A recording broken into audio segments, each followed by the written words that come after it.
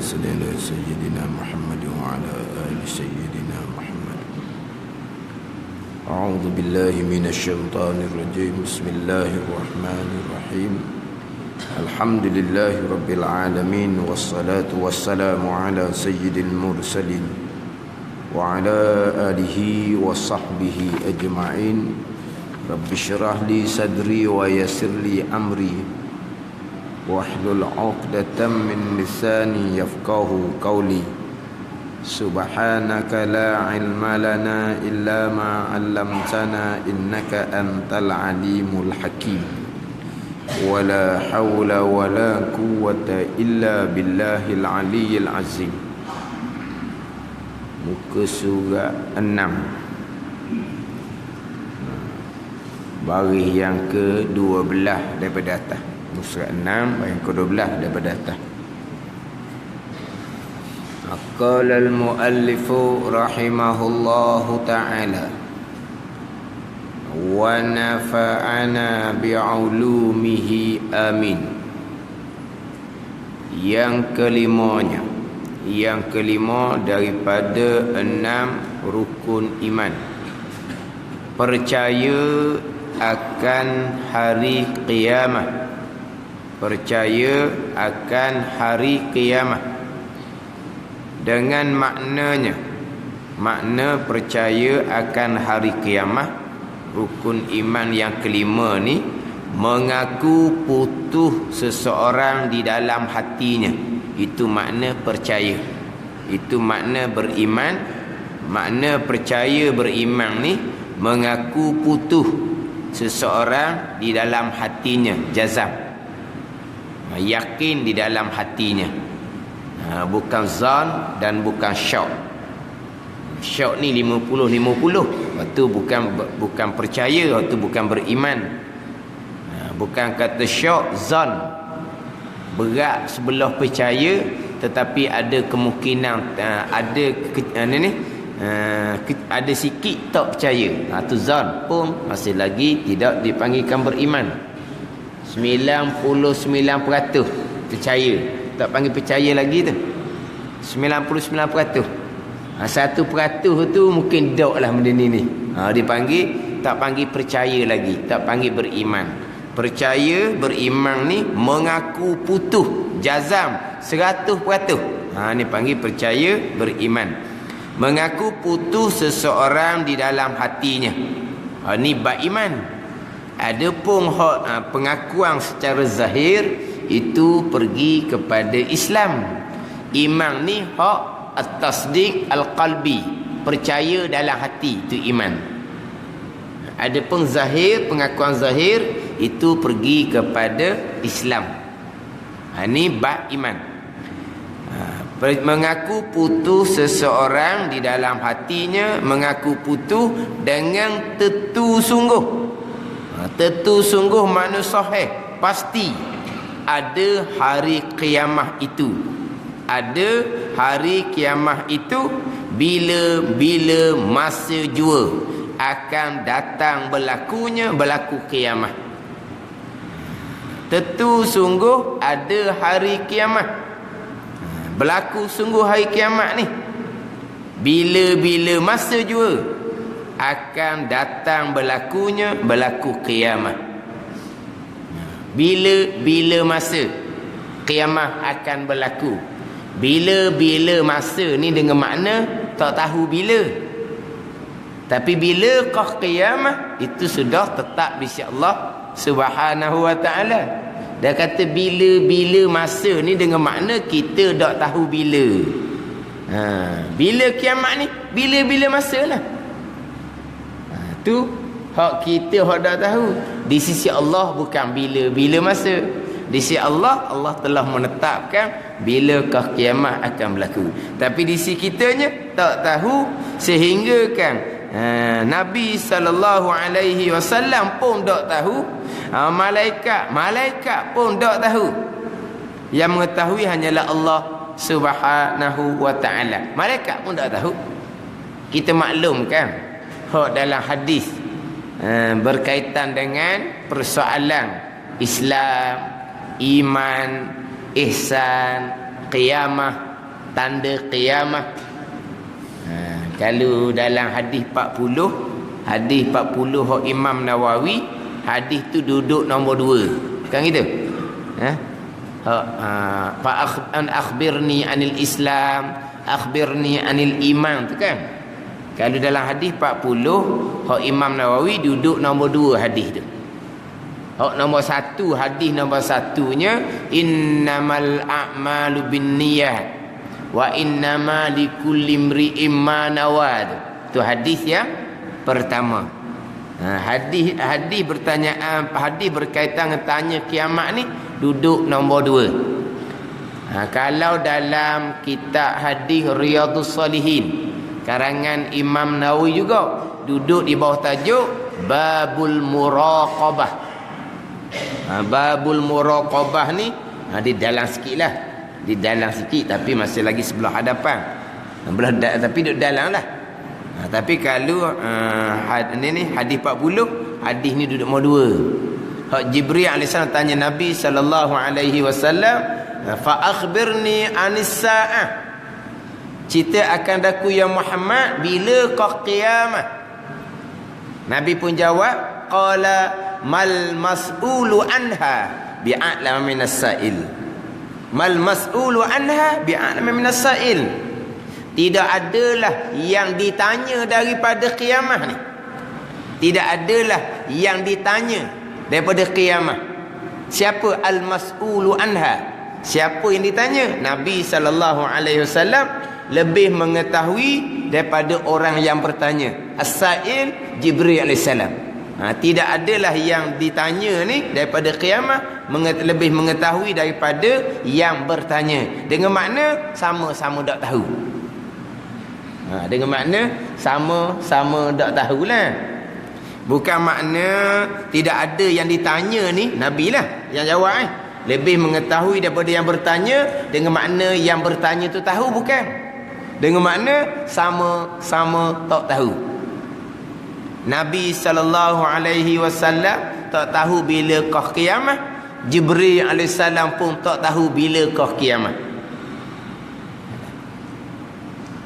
Yang mengetahui hanyalah Allah Subhanahu wa taala.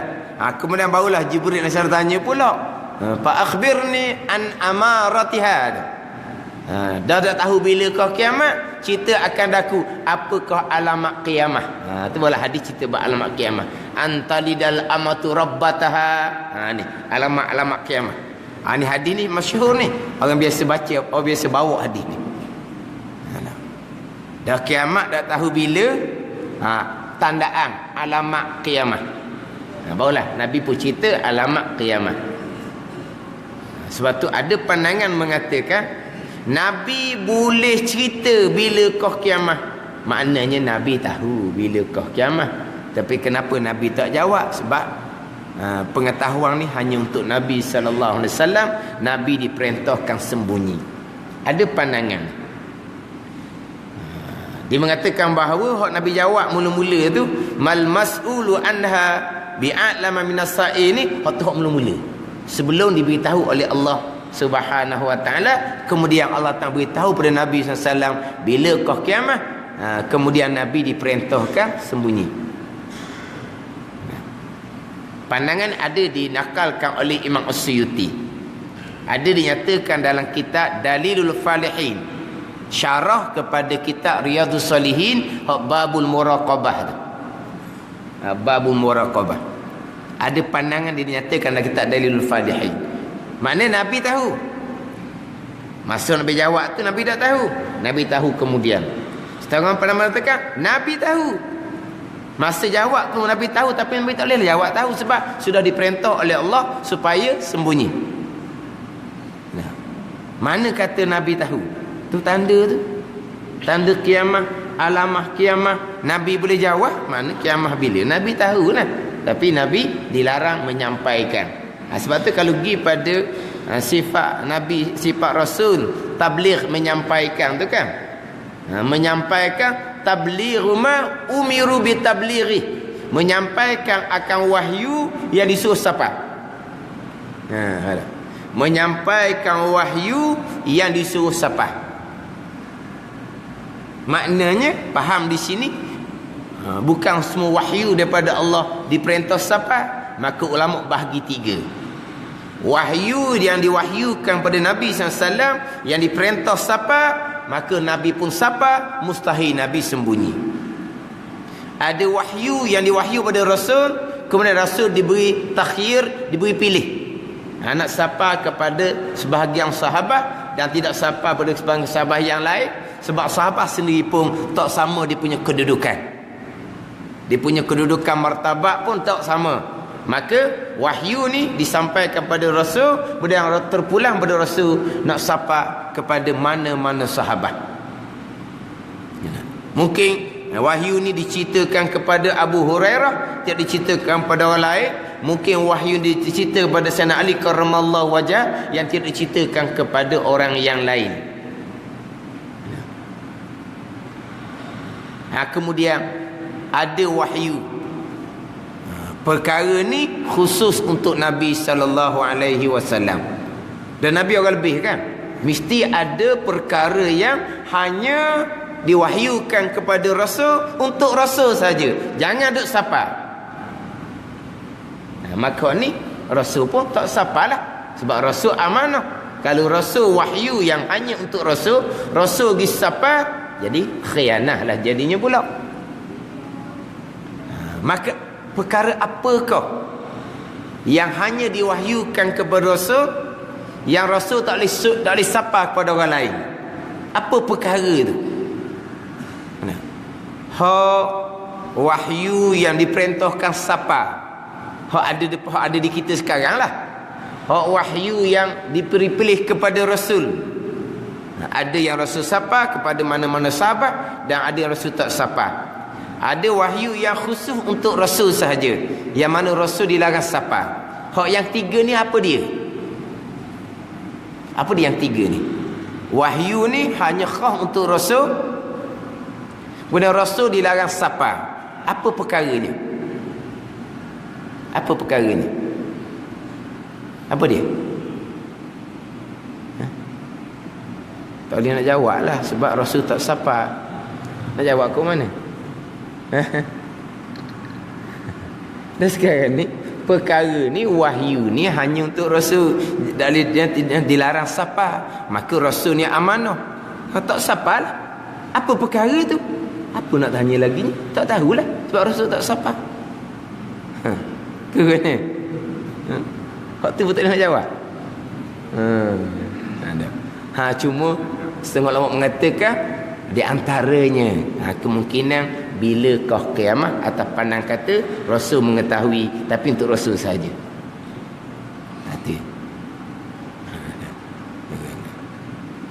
Sama juga kita bab ilmu ni, sama juga. Ada ilmu yang mesti kita siapa secara umum. Secara umum kita mesti siapa. Ada ilmu yang khususi.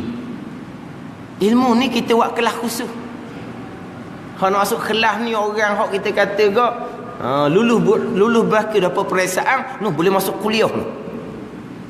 Boleh masuk kuliah ni lah. Periksa pekat ni luluh, pekat ni luluh. Bukan luluh saja, luluh yang terbaik. Aku dah naik siapa kuliah tinggi, ada hak kelas khusus.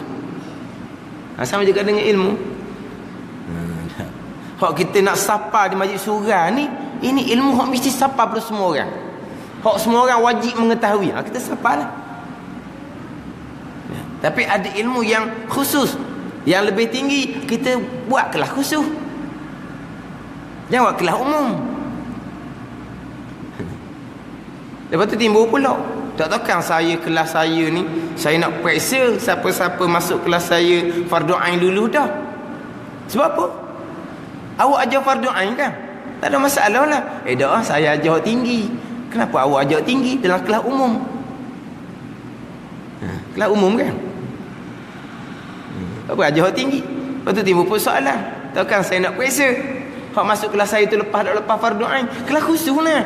Kalau ilmu seumpama tu, yang kelas umum. Dan memang adab guru. Dalam kitab Bidayatul Hidayah karangan Imam Ghazali rahimahullah, hendaklah menegah muallim yang mengajar, menegah muridnya daripada mempelajari ilmu fardu kifayah sebelum daripada selesai ilmu fardu ain. Itu memang adab guru. Kalau betul-betul dia ajar tu bukan fardu ain, memang adab dia dah. Mana-mana yang tak selesai lagi fardu ain, pergi cari kelas fardu ain. Kelas saya ni kelas hak khusus dah. Memang gitulah. Itu memang adab guru. Tapi sepatutnya kita tempat umum, tempat orang ramai, ilmu umum lah. Ke mana? Yang kita nak pergi ajar ilmu tinggi-tinggi tu apa? Saya ni jenis kelas tinggi. Ilmu saya ni ilmu tinggi-tinggi. Tak apalah, masuk kuliah tinggi. Itu kelebihan masing-masing.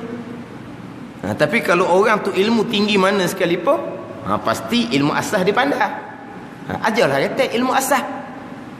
Saya ilmu asas dah pandai, dah bukan kata. Sebab siapa sekalipun nak belajar ilmu tinggi, ilmu asas kena selesai dulu.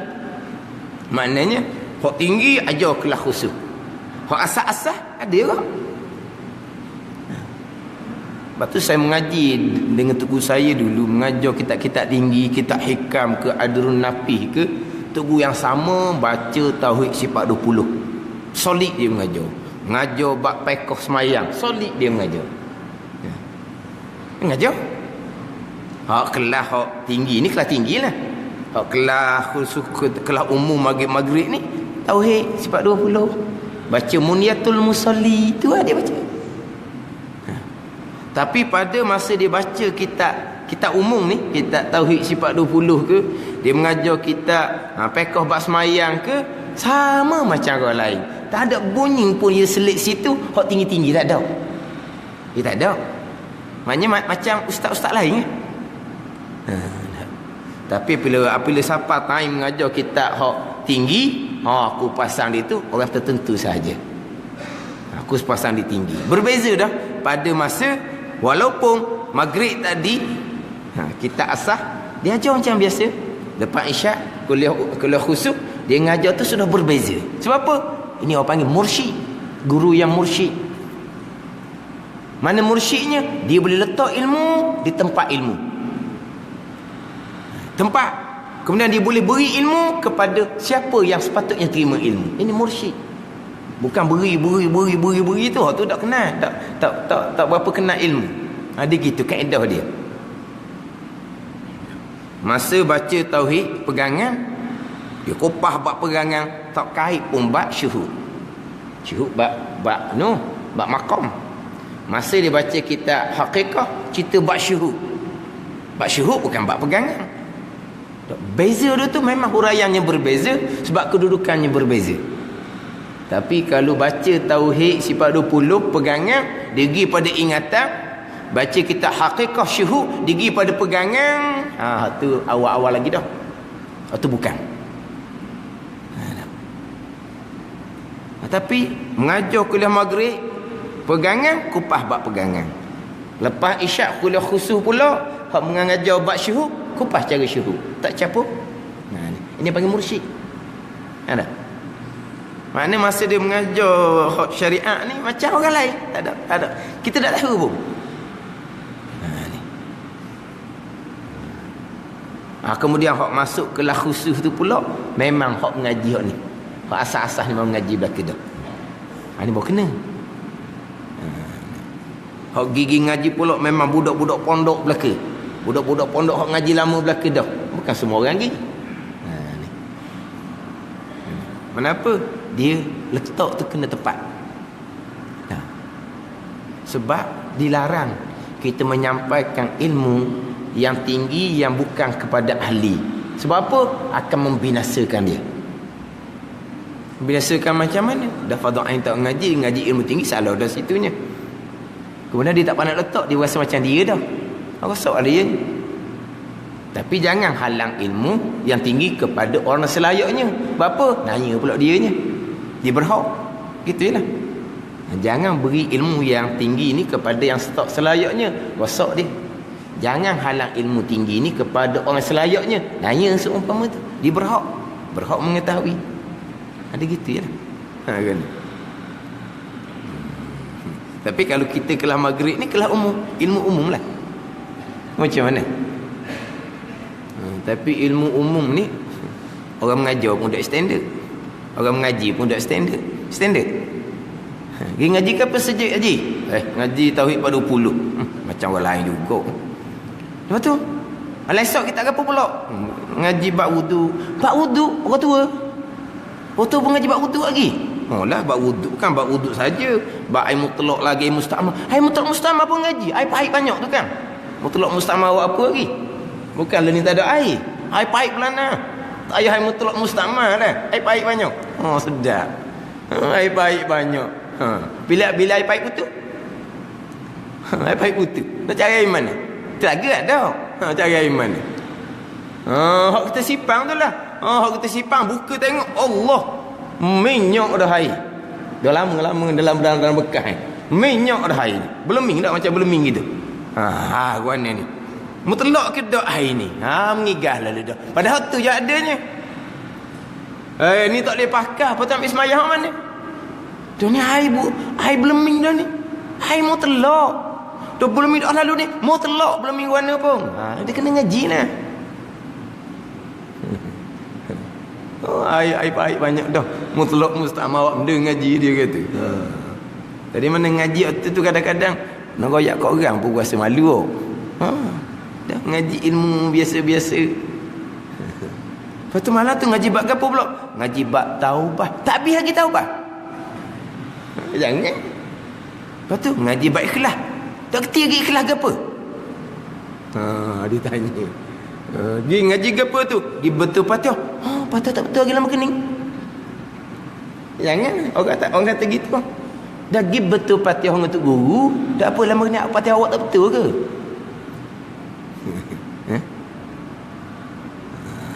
Ngaji gapuh malam.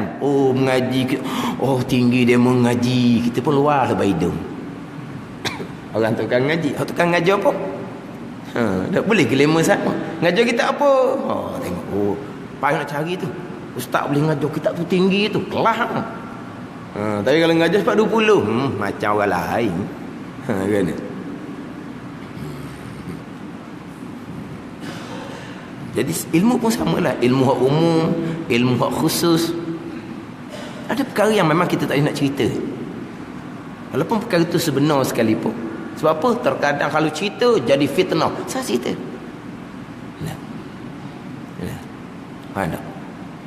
Terkadang perkara itu perkara benar. Tapi bukan semua benda kita nak cerita. Betul? Sekadar untuk kita sudah. Bukan makna semua hak dalam kitab kita tahu kita nak cerita belaka. Bukan. Hak ni bukan masalah ilmu gayung. Ilmu gayung tu dah habis sebab takut anak murid bahang dia. Tu cerita lain tu. Kalau tu guru habis, tanya anak murid lawat. Mana kena ada juga hak buah hak kena susu. Pilih anak murid lawang, tidak belajar tu kena dia. Bukan masalah tu. Ada benda yang kita nak cerita sebab apa? Tak sesuai. Tak sesuai. Walaupun pandangan tu ada sekalipun. Bukan semua benda kita nak cerita. Tadi cerita bab wahyu sama juga dengan persoalan ilmu. Ada ilmu yang umum, ada ilmu yang khusus. Memang ada ilmu yang khusus. Tapi ada ilmu yang khusus, konon-konon khusus disembunyikan. Sebab apa? Sebab salah pun ada juga. Ada juga. Dia mengajar rumah senyap sebab apa? Salah dia bawa tu.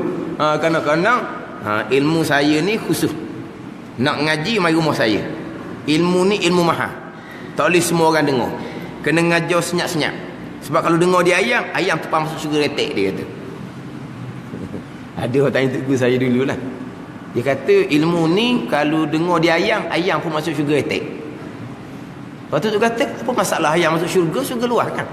Biar dia masuk banyak-banyak pun. Mungkin syurga luar. Bawa ayam masuk syurga seekor pasal payah apa syurga luar. Ni susut apa ni? Takut takak dia orang. Ni pasal lain. Tapi dia kadang-kadang benda sebenar dia akan ada hak palsu. Allah Tuhan yang sebenar. Lepas tu hak lain. Nabi Rasul yang sebenar. Hak palsu mengaku. Musailamatul Kazzab. Masa Nabi ada lagi, bukan dia mengaku selepas Nabi wafat, bukan. Yes, ya. Nah, pegangan yang sebenar, ada pegangan yang karut. Syariat yang sebenar, ada syariat yang karut. Tasawuf yang sebenar, apa tak ada hak karut, tapi bukan tasawuf sebenarnya. Ada ilmu hakikat yang sebenar, ada ilmu hakikat yang salah, tapi tak panggil ilmu hakikat, cuma orang ubah nama ilmu hakikat. Hak salah bukan. Dia mesti ada hak palsu dia. Sebab syaitan tu tak ada kan. La uzayyinanna lahum fil ard. La uzayyinanna lahum. Hak tu sumpah syaitan. Iblis, Azazil. Syaitan akan dipurhiah. Dia akan soleh. Oleh kerana benda ni sebenar, dia akan bawa hak palsu, dia akan hiaskan jadi macam sebenar. Jadi semabuk hak sebenar dengan hak palsu. Sebab apa jadi gitu tu? Sebab syaitan. La uzayyinanna lahum. Qala rabbi bima aghwaytani la uzayyinanna lahum fil ard. Ayat tu. Dia akan persolekkan hak sebenar dia jadi macam tak sebenar. Sebaliknya hak dia. Hak dia, hak palsu. Dia akan pusing nampak macam sebenar. Dia akan dilalu dah berlawan dua tu. Ilmu hak tinggi hak sebenar memang khususi. Tapi ada hak karut kono-kono khususi kata. Kelas tertentu dia kata. Dia kena beringatlah. Tapi kelas umum ni ya. Kelas maghrib ni. Kelas umum. Habis. Jadi berkaitan dengan kiamah ni, tapi masyhur kitanya kiamah ni Nabi, malaikat pun tidak tahu. Hak kata Nabi tahu, kerana Nabi diperintahkan sembunyi, itu qila satu pandangan. Bukan pandangan yang muktamad, tapi ada pandangan tu. Hak Nabi jawab, mal mas'ulu anha bi'a'lama minas sa'il tu, hak tu mula-mulalah sebelum diberitahu pada Nabi sallallahu alaihi wasallam bilakah kiamah. Jadi kiamah ni ada sungguh dan bila-bila masa juga akan datang berlakunya. Ini makna beriman dengan hari kiamat. Kemudian termasuk juga beriman dengan hari kiamat ni, beriman dengan perkara-perkara yang berlaku selepas daripada kiamat. Perkara yang berlaku selepas daripada kiamat, tiup sangkakala yang pertama, kemudian tiup sangkakala yang kedua. Tempoh antara dua tiup sangkakala ni 40 tahun. Ini pun termasuk dalam beriman dengan hari kiamat, hari kemudian. Bukan hanya rukun iman yang kelima, hanya beriman kiamat akan berlaku, bukan setakat tu sahaja. Inna sa'ata la'athiyatul la raiba fiha. Kiamat akan berlaku, tidak ada ragu pada kiamat. Inna sa'ata la'atiyatul la raiba fiha. Bukan hanya beriman kiamat berlaku, bukan beriman juga dengan perkara-perkara yang berlaku selepas daripada kiamat, termasuk tiup sangkakala yang kedua, kemudian dinasyarkan, dibangkitkan daripada kubur, kemudian dihasyarkan, dihalau ke tempat mauqif, ke tempat berhimpun yang dipanggil mahsyar. Itu pun termasuk di bawah beriman dengan hari kemudian. Dalam hadis wal yaumil akhir an tu'mina billah wa malaikatihi wa kutubihi wa rusulihi wal yaumil akhir. Hari kemudian, hari akhir. Sebab apa? Lepas kiamat tak ada hari dah. Sebab matahari diletakkan di neraka untuk seksa ahli neraka. Jadi hari akhir dah. Jadi wal yaumil akhir ni setengah pandangan mengatakan mula daripada kiamat dan tiup sangkakala yang kedua. Itu hari akhir. Setengah mengatakan bahawa beriman dengan hari akhir ni mula daripada hari mati seseorang sehinggalah tidak ada kesudahan. Hari mati mana? Termasuk juga beriman dengan barzah. Wal yaumil akhir ni, hak dan rukun iman ni termasuk beriman dengan persoalan barzah, perkara yang berlaku selepas daripada mati seseorang. Tapi dalam kitab kita ni ringkas. Hak berkaitan dengan beriman dengan hari kemudian. Sebab dalam kitab kita ni, kitab Al-Misbahul Munir ni, kira-kira melengkapkan keenam rukun iman. Persoalan kiamah dalam kitab ni, hak muka surat 39, hanya dinyatakan berkaitan dengan dibangkitkan kembali, dihidupkan kembali, dinasyarkan kembali setelah tiup sangkakala yang kedua. Dicerita berkaitan dengan hisab, berkaitan dengan mizan, berkaitan dengan titiang sirat, syurga dan neraka, hak dalam kitab ni.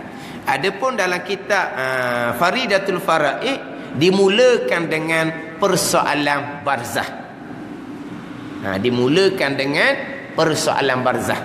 Dinyatakan berkaitan dengan persoalan barzah, persoalan berkaitan dengan soal kubur, kemudian nikmat dan azab kubur. Hal tu termasuk di bawah beriman dengan hari kiamat, beriman dengan hari kemudian. Hak persoalan barzah, kemudian dibangkitkan kembali tiup sangkakala yang kedua. Cuma berkaitan dengan soal barzah ni, persoalan barzah yang disoal oleh Munkar dan Nakir, hak ni jikalau ada orang yang tidak beriman, pegangannya pegangan yang bid'ah, bukan pegangan yang kufur. Adapun dibangkitkan kembali, dibangkitkan kembali, kalau tidak beriman hak tu kafir lah. Hak dibangkitkan kembali selepas daripada tiup sangkakala yang kedua tu, tidak beriman dibangkitkan kembali, hak tu kafir. Sebab tu dalam Quran jelas, kita baca ni, wa innas sa'ata, di wa annas sa'ata la'atiyatul la raiba fiha wa annallaha yab'asu man fil kubur tu. Wa annas sa'ata la'atiyatul la raiba fiha, kiamat akan berlaku, tiada ragu.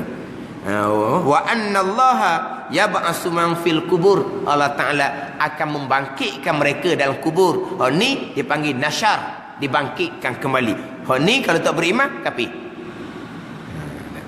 Tak beriman kepada persoalan kubur, itu pegangan yang bid'ah, tidak dihukumkan kafir.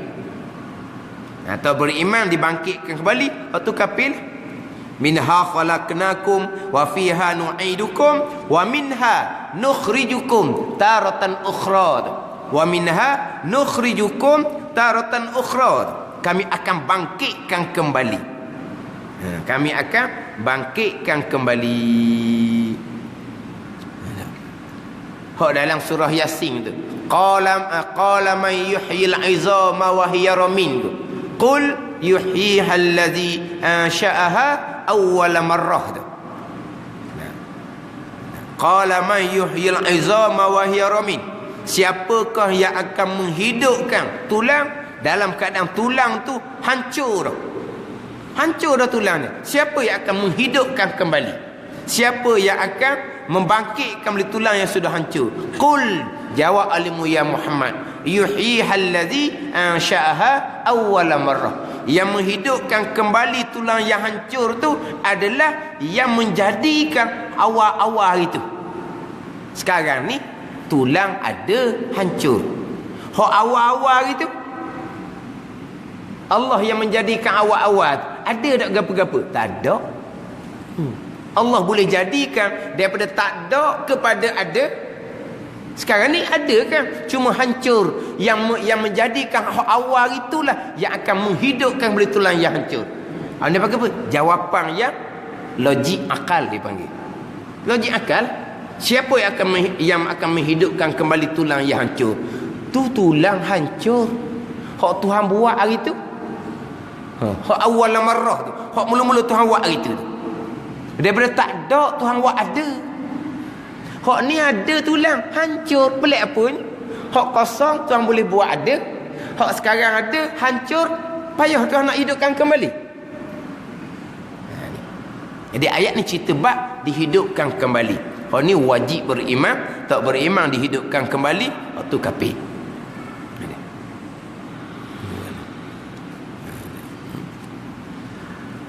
Tapi berkaitan dengan persoalan kubur, kita pegangan ahli sunnah wal jamaah, wajib kita beriman ada persoalan kubur dan ada nikmat dan juga azab kubur. Sebab apa? Al-qabru, Nabi kata, imma raudatun min riyadil jannah au hufratun min hufarinnar.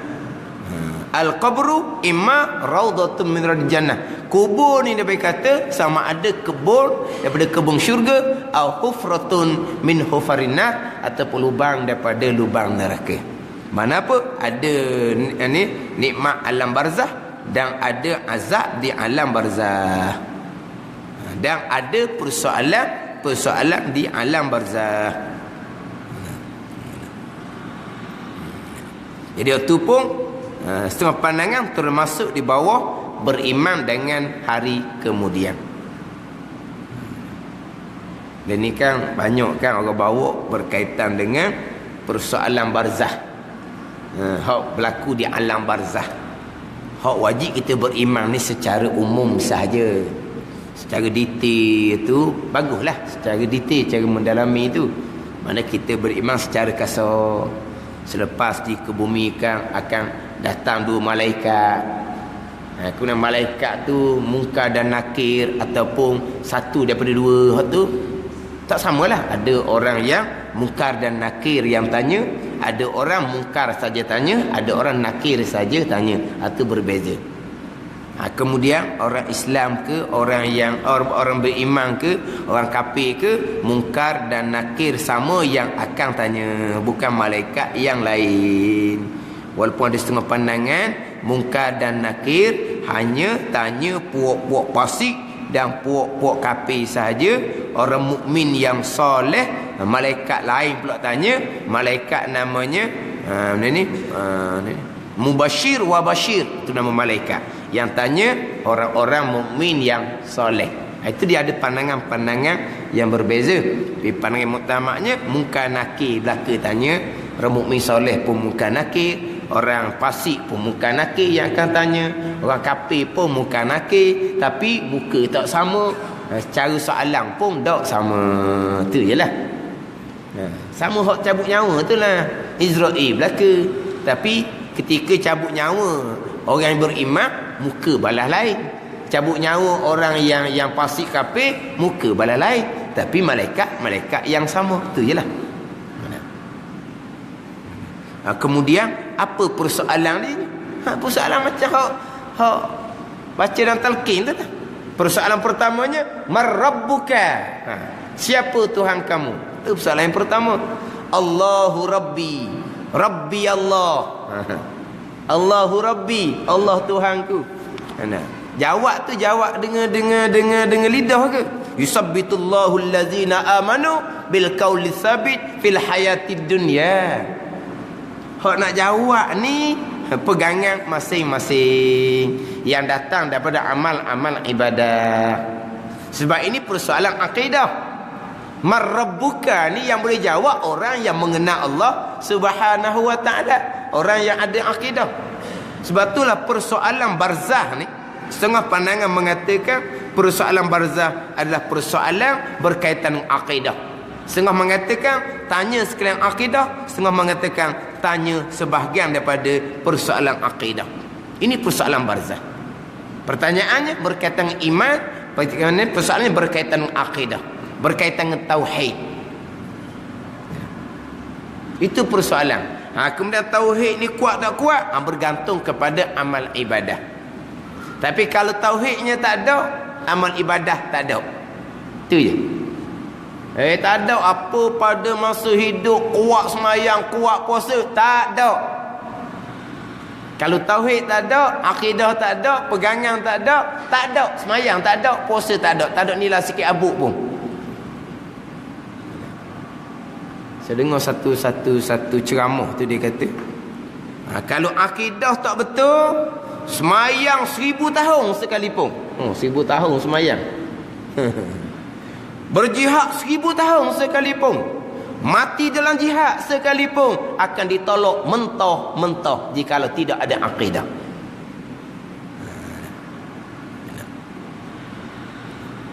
Persoalan akidah, persoalan iman ni Bukan persoalan barzah sahaja.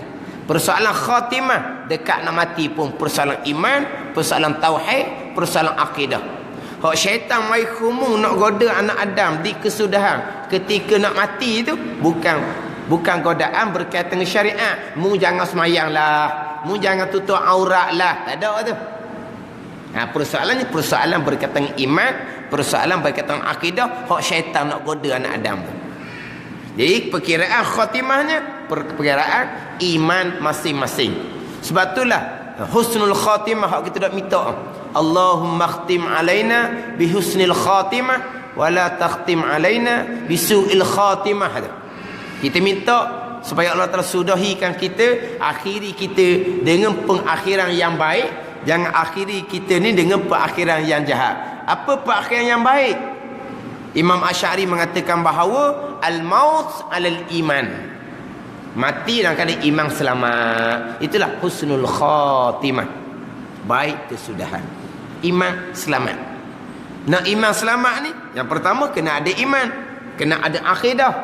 Kemudian kena kuatkan iman, kena mantapkan iman dengan amal-amal soleh. Apa pergi pada amal? Iman sah, akidah sah. Tak musah saja nak kuat, nak mantap, nak tebal. Itu pergi kepada amal soleh, pekohnya comel, tasawufnya comel, ilmu dan amal. Itu je.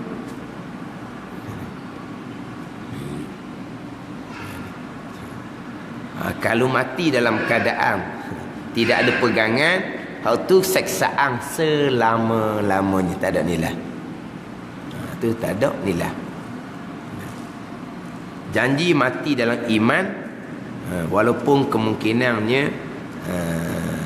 amal kebajikannya tak banyak, tapi dengan perlindungan dan perlindungan daripada Allah Subhanahu wa taala, mati dalam keadaan iman selamat, masih lagi ada harapan.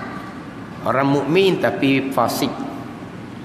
Jadi persoalan tu kadang-kadang tak luluh, akan kena seksaan barzah, tapi mereka masih lagi ada harapan. Dengan doa orang-orang yang hidup. Orang hidup kan sentiasa doakan keampunan. Al-ahya'i minhum wal amwat. Berdoa keampunan kepada mukminin, mukminat, muslimin, muslimat, al-ahya'i minhum wal amwat, hak mati. Doa orang-orang soleh seumpama ni lah diperkenankan oleh Allah. Allah Ta'ala akan ampunkan dosa orang yang mati. Lepas tu kita kena buat baik dengan orang-orang soleh, sebab kita perlu kepada doa mereka. Kita berdoa ni payah sikit lah, sebab makan, pakai tak jaga, macam mana nak diperkenankan doa. Jadi kita harap kepada doa orang-orang soleh, minta keampunan kepada kita pada masa hidup diminta dah. Al-ahya'i minhum. Lepas tu wal amwat, masa kita mati pun diminta lagi. Tanpa kenangkan doa keampunan tu akan diringankan. Terkadang diangkatkan terus siksaan barzah. Mari daripada doa-doa orang hidup, mari daripada amalan anak-anak cucu kita, mari daripada sedekah jariah yang mana dapat orang ambil manfaat, kita dapat pahala yang berpanjangan sampai kita mati, akan terangkat siksaan di alam barzah. Tapi syaratnya mati dalam iman lah. Kalau mati dalam kufur, itu seksaan selama-lamanya. Kalau mati dalam kufur, wa'ayazabillah, walaupun anak ia soleh berapa orang sekalipun, di wak masjid berapa uti sekalipun, duit di seorang, tidak ada sebarang manfaat. Kalau mati dalam keadaan imannya tak selamat. Sebab orang mati ni ada 3 kategori.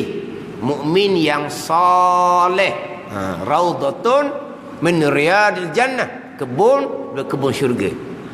Yang kedua tadi tu mukmin yang fasik, mati dalam keadaan imannya selamat tapi dosa banyak. Ni terkadang terangkat keseksaan dengan doa tadilah, dengan anak dia buat amal soleh, lepas tu sedekah jariah dia. Yang ketiganya mati kufur, wa'azabillah, itu keseksaan selama-lamanya. Persoalan barzah, persoalan mahsyar, persoalan syafaat, syaratnya adalah mukmin. Persoalan kata nak selamat daripada kekal neraka, mukmin. Kemudian nak selamat daripada masuk neraka, mukmin yang soleh. Bukanlah mukmin yang soleh. Tapi yang pertamanya nak selamat dari kekal neraka, mukmin terlebih dahulu. Lepas tu nak selamat daripada masuk neraka, makna masuk syurga direct, mukmin yang soleh. Tapi sebelum nak timbul solehnya, mukmin terlebih dahulu. Allazina amanu wa amilus solihat. Allazina amanu wa amilus solihat wa basyiril ladzina amanu wa amilus solihat bi anna lahum jannatin tajri min tahtihal anhar. Beri khabar gembira oleh ya Muhammad kepada mereka-mereka yang beriman dan beramal soleh. Beriman dulu, beramal soleh. Balasan bagi mereka syurga yang mengalir di bawahnya sungai-sungai. Nak cerita khabar gembira syurga ni kepada orang mukmin yang beramal soleh, mukmin dan beramal soleh. Belajar dak apa dak cerita bab syurga ke dia tertipu. Itu khabar gembira. Tengok molek ayat tu. Wa basyiril ladzina amanu wa amilus solihat. Tuhan perintah kepada Nabi cerita khabar gembira kepada orang mukmin dan kepada orang yang beriman dan beramal soleh. Barulah cerita bab syurga. Kalau cerita bab syurga, bab belajar dak apa dak, tu tertipu.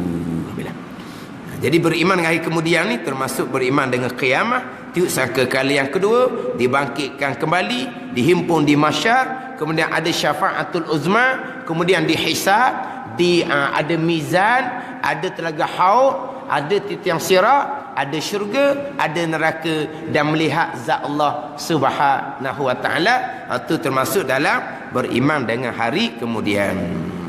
Yang keenamnya, percaya dengan qada dan qadar. Dengan maknanya qada itu penentuan yang telah menentu akan oleh Allah Subhanahu wa taala dengan iradah, dan makna qadar itu takdir Allah, maksudnya perbuatan yang telah perbuat akan oleh Allah Subhanahu wa taala dengan kudratnya. Itu rukun iman yang keenam. Wallahu a'lam. Bismillahirrahmanirrahim. Alhamdulillahirabbil alamin, wassalatu wassalamu ala sayyidil mursalin wa ala alihi wa sahbihi ajma'in. Allahumma iftah alaina futuhal arifin. Allahumma 'allimna ilma aqdamin wa fahimna famasabiqin warzuqna riqat talibin. Allahumma zidna ilman wa alhiqna bis salihin. Wa sallallahu ala sayyidina Muhammadin wa ala alihi wa sahbihi wa sallam. Walhamdulillahi rabbil alamin.